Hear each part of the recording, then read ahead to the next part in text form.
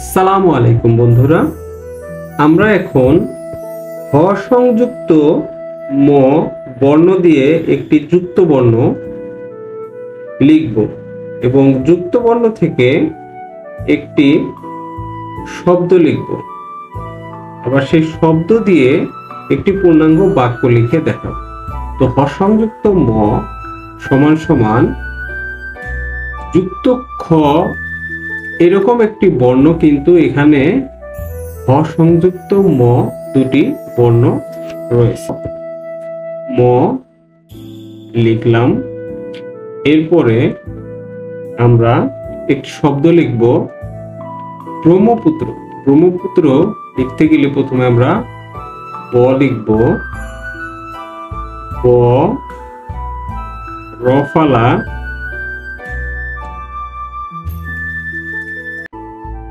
অসংযুক্ত ম, পেঁচিয়ে সুন্দর করে উপর থেকে পেঁচিয়ে নিচে দাগ ছুঁয়ে দেব এবং পয়রস্যু লিখব, তারপরে ত রফালা, ত রফলা ব্রহ্মপুত্র।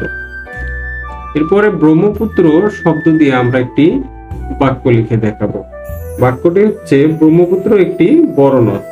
তো এই শব্দটি লিখতে গেলে প্রথমে আমরা ব্রহ্মপুত্র লিখবো, ব্রহ্ম পয় রফলা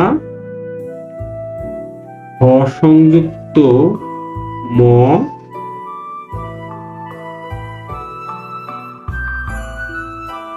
পয়রস্যু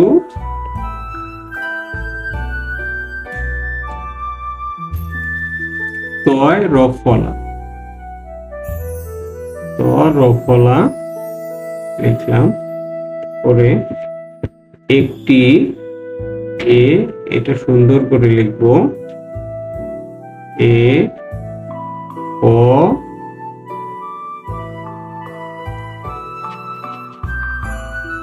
ত রস্বইকার, তো রস্বইকার লিখলাম। একটি বড়, ব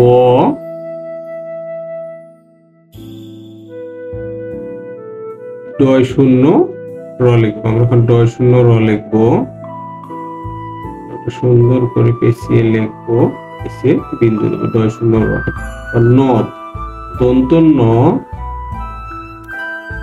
সুন্দর করে লিখবো, দ।